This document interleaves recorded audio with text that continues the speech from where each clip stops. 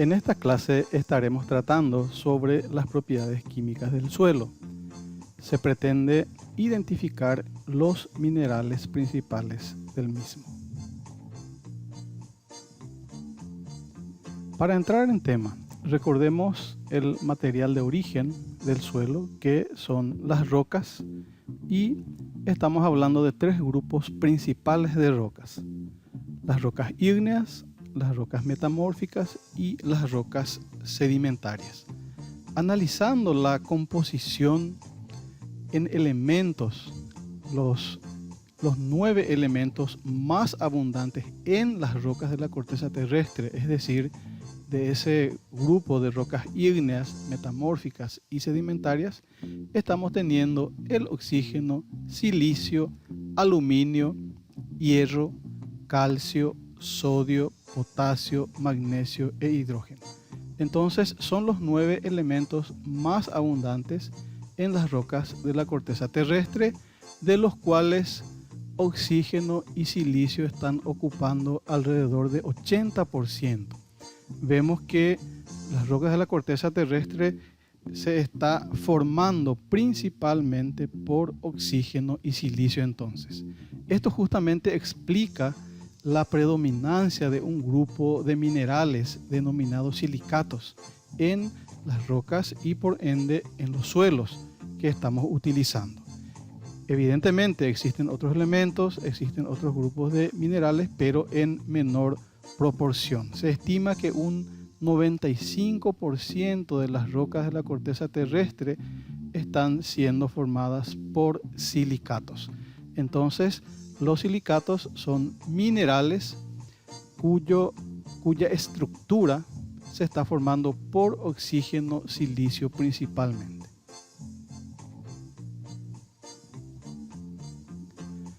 Bueno, cuando estamos tratando entonces los minerales del suelo, nos estamos refiriendo a la fracción sólida, y de esa fracción sólida el 45% que está conformando volumétricamente a los suelos. Posteriormente, siempre la fracción sólida entonces está conformada 5% por la materia orgánica.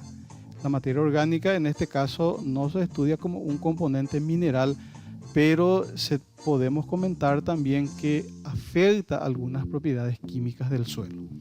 Entonces, aquí estamos hablando de la fracción mineral que se conforma por las partículas de arena, limo y arcilla, y la partícula de humus, que es la fracción orgánica, entonces completando lo que sería la fracción sólida del suelo, estos 50%.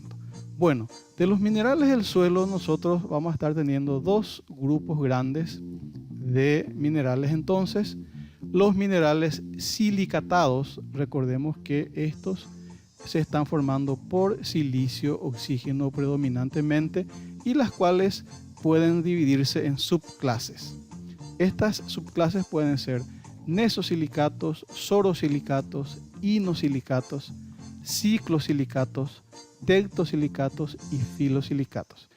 Estas subclases se están dando en base a cómo se van ordenando esas estructuras básicas formadas por silicio-oxígeno. Podemos también estar encontrando minerales no silicatados. En este grupo estamos hablando de minerales más sencillos como los cloruros, sulfatos, carbonatos, sulfuros, óxidos, hidróxidos y oxihidróxidos de diferentes elementos, y los fosfatos. Entonces, habíamos mencionado que aproximadamente un 95% de las rocas de la corteza terrestre están formadas por minerales del grupo de los silicatos, de manera que un restante 5% estaría conformado por el otro grupo de minerales que estamos mencionando. Esto hace también de que ocurra de que en el suelo se pueda estar teniendo la predominancia de los minerales que predominan en el material de origen. El material de origen se conforma aproximadamente de 20 a 25 minerales. Evidentemente en el suelo también se conforma de 20 a 25 minerales. principales. Después tenemos otros minerales a la cual llamamos accesorios o complementarios. El estudio de la mineralogía del material de origen la hacemos, es importante. ¿Por qué? Porque determina los minerales del suelo y estas a su vez determinan las propiedades químicas del suelo. Por ejemplo, si yo tengo minerales en el material de origen ricos en aluminio, yo voy a tener un suelo rico en aluminio y eso va a hacer que el suelo tenga una tendencia ácida. Entonces, la mineralogía del material de origen determina la mineralogía del suelo. Por ende, la mineralogía del suelo determina las propiedades del suelo. Por ejemplo, podemos estar hablando de una mayor o menor fertilidad, mayor o menor acidez y así sucesivamente. Analicemos la estructura que caracteriza a este grupo de minerales denominados silicatados. La estructura de los minerales silicatados básicamente se forma de dos tipos de capas. Una capa denominada tetraédrica o de silicio y otra capa denominada octaédrica que puede ser de aluminio o de magnesio. Entonces, ¿a qué nos referimos capa de aluminio, magnesio o de silicio? Nos estamos refiriendo al elemento que está en el centro del mineral formando la estructura básica. Entonces, ¿qué es una capa tetraédrica? Son disposiciones bidimensionales de tetraedros, es decir, de que esa ordenación que sigue el oxígeno y silicio forma un tetraedro, sería una figura geométrica. Esto nosotros así lo estaríamos viendo si lo miramos, por ejemplo, con un microscopio electrónico. Entonces, son disposiciones bidimensionales de tetraedros de silicio y oxígeno. Entonces, esta figura, este tetraedro, se está formando por silicio-oxígeno. El silicio está en el centro, rodeado por oxígeno.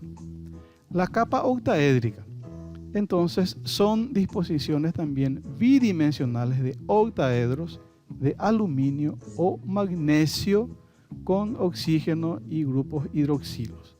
Entonces, si el elemento que está en el centro de este octaedro es aluminio, la capa se llama gipsítica. Y si es magnesio el que está en el centro, la capa se denomina entonces brucítica. Entonces son dos tipos de capas que determinan la estructura de los minerales silicatados.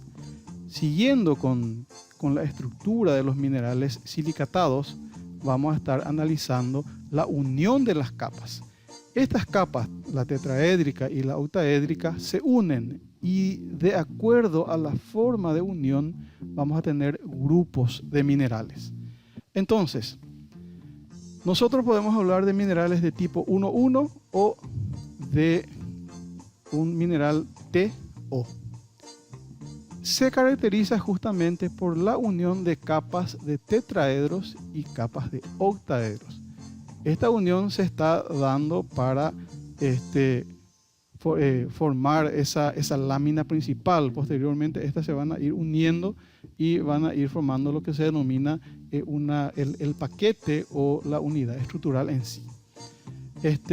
Los minerales de tipo 2,1 o denominados también TOT se caracteriza por la unión de dos capas tetraédricas con una capa octaédrica. Queda como un sándwich. Entonces aquí tenemos la capa tetraédrica y en el medio la capa octaédrica. En el caso anterior, si hacemos una representación, esto sería ya tetraedro, octaedro, tetraedro, octaedro y así sucesivamente. En este caso, para los 2,1 es tetraedro, octaedro, tetraedro y nuevamente aquí vamos a tener tetraedro para que se vaya repitiendo ese orden lógico. Entonces, la unión de 2 o 3 capas va a estar formando la lámina y posteriormente vamos a estar hablando de que se forma la unidad estructural del mineral. Entonces, ¿qué significa un mineral 1,1 o 2,1? Porque cuando hablamos de fertilidad de suelos, de química de suelos, nos referimos bastante a los minerales tipo 1,1 tienen una condición, una característica. Entonces, significa que ese mineral de arcilla, su estructura básica está formada por la unión de una capa de tetraedro y una capa de octaedro. De la misma manera si es de tipo 2,1. Entonces, en los minerales de arcilla de tipo 2,1, su estructura se caracteriza por la unión de una capa de tetraedro, octaedro, tetraedro.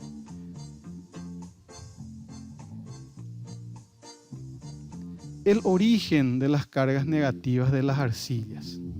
El suelo tiene cargas eléctricas. Justamente esas cargas eléctricas son responsables de mantener la fertilidad del suelo. En ese sentido, ¿de dónde provienen esas cargas eléctricas del suelo? Nosotros estamos hablando de 4 partículas sólidas en el suelo: arena, limo, arcilla, que corresponde a la fracción mineral, humus, que corresponde a la fracción orgánica. De esas 4 partículas sólidas, tienen cargas eléctricas la arcilla y el humus. La arena y el limo no tienen cargas eléctricas hasta lo que hoy día se ha reportado en las investigaciones. Entonces, la carga eléctrica del suelo proviene de la carga eléctrica de la arcilla más la carga eléctrica del humus, que es de la materia orgánica. Son 2 partículas. En esta ocasión vamos a estar analizando las cargas de las arcillas. La arcilla puede tener 2 tipos de cargas. En este caso estamos hablando de cargas negativas. Podemos hablar de cargas permanentes y podemos estar hablando de cargas variables. La materia orgánica, en cambio, tiene solamente cargas variables. Bueno, ¿cómo se originan las cargas permanentes? Acabamos nosotros de ver la estructura de los minerales silicatados. Entonces, las cargas permanentes se originan por lo que se denomina una sustitución isomórfica. ¿Qué significa sustitución isomórfica? Cambios de elementos de mayor valencia por elemento de menor valencia en el centro del cristal, en el centro del mineral, es decir, en el centro de esas capas tetraédricas y octaédricas. Por ejemplo, en la capa octaédrica, nosotros estamos teniendo en el centro aluminio, estamos hablando de una capa gipsítica en ese caso. ¿Qué pasa en los procesos de meteorización? Aquí estamos teniendo que se va dando esa descomposición total o parcial de la roca y sus minerales. Entonces, el aluminio sufre una sustitución, un cambio por magnesio. Entonces, aquí tenemos la formación de una nueva capa. Esta capa gipsítica se transforma a una capa brucítica. Ya ocupado aquí por magnesio, magnesio que tiene 2 cargas positivas, entonces sobra una carga negativa. Esta carga negativa que sobra queda expuesto en la superficie de ese mineral de arcilla y va a servir justamente para retener los cationes. En la capa tetraédrica, el silicio, que tiene 4 cargas positivas o que tiene valencia 4, se sustituye por aluminio. Entonces tenemos nuevamente que sobra carga negativa. Entonces, de este modo se forma lo que se denomina cargas permanentes. Se requiere de un proceso de meteorización. Estamos hablando de un cambio estructural en los diferentes minerales. Las cargas variables. Las cargas variables ya son debidas a la ionización de grupos OH de las superficies de las aristas de los cristales arcillosos. ¿Por qué son denominados cargas variables? Porque estas dependen de los valores del pH. Si nosotros modificamos los valores del pH, automáticamente se va a estar modificando la cantidad de cargas. Las cargas permanentes, en cambio, no se modifican al modificar el pH. Las cargas variables, viene su nombre de ahí, que dependen de los cambios del pH propiamente. Entonces, estas cargas que se originan van a servir para que el suelo tenga la capacidad de retener los nutrientes, para que no se pierdan los nutrientes.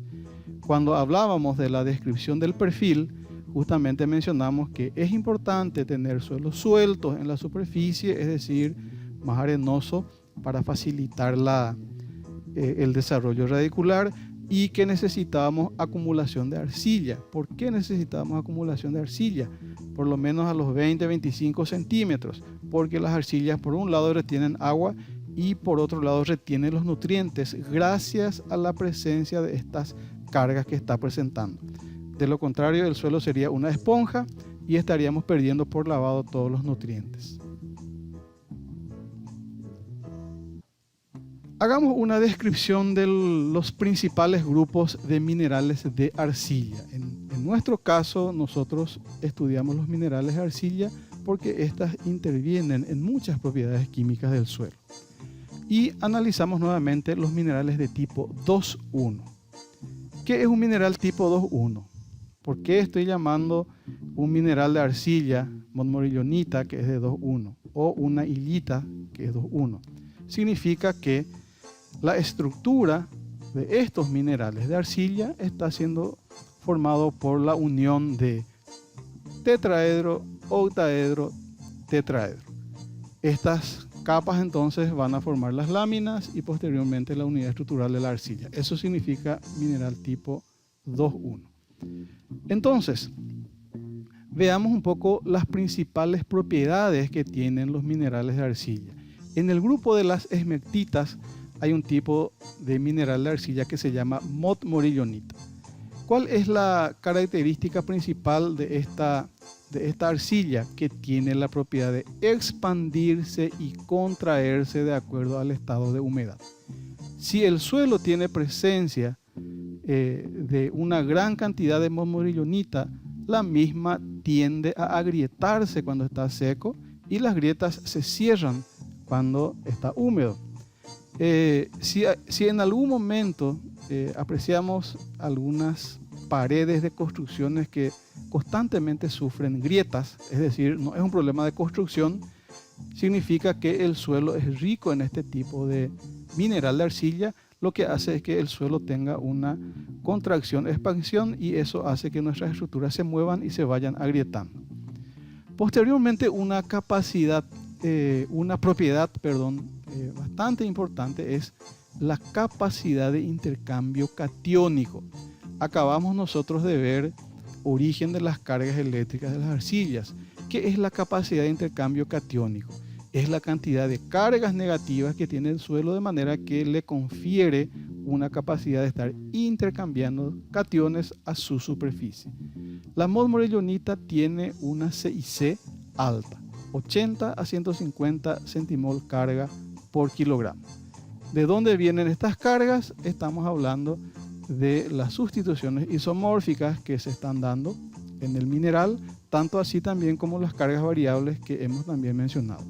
Entonces, la montmorillonita, su característica principal es su expansión-contracción en base al estado de humedad, y su capacidad de intercambio catiónico es alta. El otro grupo de minerales que corresponde a las micas, representado por las hilitas, tiene la propiedad de poder fijar potasio. El potasio es un nutriente esencial, las plantas la necesitan. Si tenemos suelos predominantes con este tipo de minerales de arcilla, tenemos el riesgo de estar perdiendo el potasio. Es decir, podemos aplicar como un nutriente, como un fertilizante, pero no está disponible para la planta, ya que esta arcilla la puede fijar, dejándola indisponible para la planta. Otra propiedad es que su CIC es de 10 a 40 centimol carga por kilogramo, mucho más baja que la anterior. Si tenemos una meteorización, es decir, si se descompone ese mineral, puede volver a liberar ese potasio. Pero recordemos que la meteorización es un proceso largo propiamente. Hasta aquí entonces vimos dos grupos de minerales de tipo 2,1, minerales de arcilla, recordemos eso. Los minerales de arcilla son minerales de pequeño tamaño que corresponde a la familia de los filosilicatos. Esa es la definición de un mineral de arcilla. Pasamos a ver las vermiculitas y las cloritas, que siguen siendo de minerales de tipo 2,1. Los demás ya corresponden a minerales 1,1. Entonces, la vermiculita es un mineral también expandible, pero en menor grado que la monorellonita. Su CIC es elevada, 120 a 150 centimol carga por kilogramo. Es decir, de que si nosotros tenemos un suelo predominante de vermiculitas, vamos a tener un suelo fértil, porque vamos a estar teniendo una alta capacidad de intercambiar cationes. Las cloritas no es expandible, posee una CIC baja, entre 10 a 40 centimol carga por kilogramo, y es un mineral poco frecuente en los suelos por su baja estabilidad. Es decir, que fácilmente este mineral se descompone. Bueno, pasemos a ver los minerales tipo 1,1, y en este sentido le damos mucha importancia a la caulinita. ¿Por qué? Porque la caulinita es un mineral que predomina en muchos suelos del Paraguay, especialmente en los de Alto Paraná y Itapúa, que son esos suelos muy arcillosos. Posee una baja CIC, 1 a 10 centimol carga por kilogramo. La unidad de medida que mide esta propiedad entonces es centimol carga por kilogramo de suelo. Tiene una CIC muy baja, de manera que en suelos con predominancia en caulinita estamos hablando de que tenemos una fertilidad baja. Entonces, estos caracterizan en los tipos de suelos clasificados taxonómicamente como ultisoles y oxisoles. La presencia de este tipo de suelos en la región oriental es bastante alta.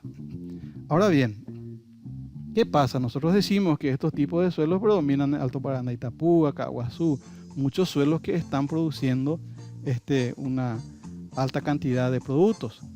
¿Qué pasa en esos casos? En esos casos estamos hablando de que se están aplicando otras tecnologías, se están teniendo aplicación alta de insumos, y lo que corresponde, la interpretación es para una fertilidad natural. Entonces, la caulinita confiere a los suelos una fertilidad natural baja. Esa fertilidad se puede modificar con los trabajos tecnológicos. Aquí tenemos un grupo de minerales que son los óxidos hidróxidos del suelo. Ya no son minerales silicatados como la que estuvimos viendo anteriormente. Y estos son minerales también importantes, complementarios o accesorios. Dentro de este grupo vamos a darle una principal importancia eventualmente a lo que corresponde los óxidos de aluminio. Aquí tenemos un hidróxido de aluminio, que se llama gibbsita. Entonces, este es un mineral frecuente en suelos tropicales húmedos, justamente las condiciones de nuestro país en la región oriental. Entonces, cuando tenemos predominancia de gibbsita, estamos hablando de que los suelos tienen una tendencia ácida. Esto implica realizar más trabajos, especialmente en lo que se refiere a aplicación de cal agrícola, como para ir contrarrestando los efectos negativos de la acidez. Entonces le damos especial atención a la gibbsita.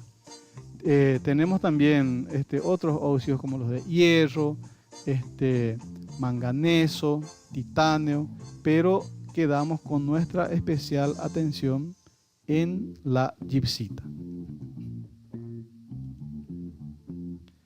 Podemos encontrar minerales de medios edáficos especiales. ¿Qué sería un medio edáfico especial? Edáfico de suelo. Entonces, aquellos que están teniendo algunas condiciones que pueden ser de aridez, exceso de agua y así sucesivamente. Entonces, podemos estar hablando de un mineral que se llama celestina, que es un sulfato de estroncio y aparece formando nidos en suelos yesíferos por neoformación. ¿Qué significa suelos yesíferos? Significa suelos donde predomina el yeso. Esto podría darse en el Chaco, por ejemplo, ya que tenemos mucha acumulación de yeso en ciertos suelos. Estamos hablando de la baritina. Un mineral al cual le vamos a dar especial atención es la pirita. La pirita es un sulfuro de hierro y está asociada a medios reductores. Pero ¿por qué le damos especial atención? Se le denomina el oro de los tontos. En muchas propiedades, los productores encuentran esto y piensan que encontraron una mina de oro. La impresión visual es la misma, pero para poder detectar si es una mina de oro o si es sencillamente pirita, por eso la llamamos el oro de los tontos, entonces podemos hacer sencillamente pequeñas pruebas. Podemos oler y si huele a azufre, entonces es pirita. Y por otro lado, analizar el peso. Si es liviano, no es oro, sino podemos desconfiar de pirita. Si tiene un peso elevado, sí podríamos desconfiar que es un material de oro. ¿Por qué? Porque hay que analizar la densidad. El oro tiene una densidad bastante alta. La densidad del oro es de 19,300 gramos por centímetros cúbicos. Es decir, que un litro de oro pesa 19 kilos con 300 gramos. Si estamos teniendo una roca con tamaño considerable y es liviana, es imposible que se refiera entonces a ese material. Entonces estamos hablando de pirita, presente en muchas rocas, en muchos suelos de la región oriental. Posteriormente tenemos lo que sería la jorosita, el apatito, y estos están entonces asociados a algún medio edáfico especial.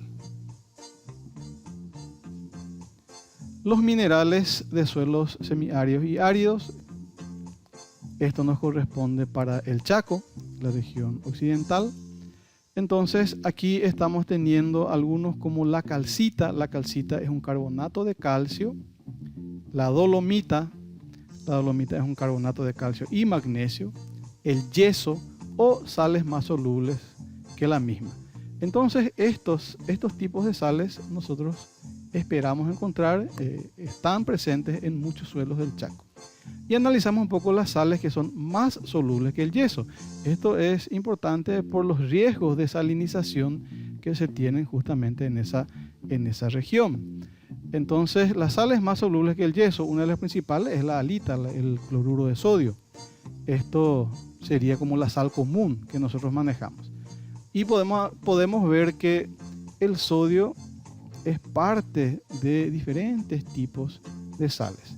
Entonces aquí nosotros podemos estar teniendo este grupo de sales más solubles que el yeso en suelos con posible salinidad y suelos con posible alcalinidad. Por este motivo, cuando estamos trabajando en el Chaco, tenemos que hacer los estudios de un modo más profundo. ¿Por qué? Porque nosotros en la oriental analizamos directamente lo que es la fertilidad con una muestra más superficial. Por ejemplo, 0 a 20, 0 a 30, 0 a 40 centímetros, dependiendo de los cultivos.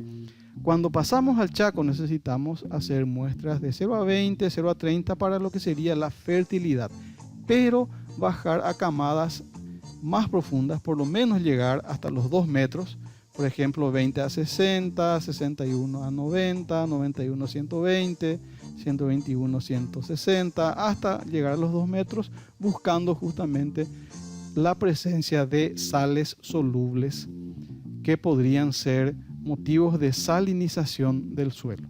Entonces, este grupo de minerales de suelos con condiciones de aridez son importantes para nuestro estudio y tenemos que tener mucho cuidado en el Chaco cuando estemos habilitando suelos. Hasta aquí llegamos entonces con la primera parte de química de suelos, donde estamos analizando un poco los minerales, sus principales características. Muchas gracias por su atención.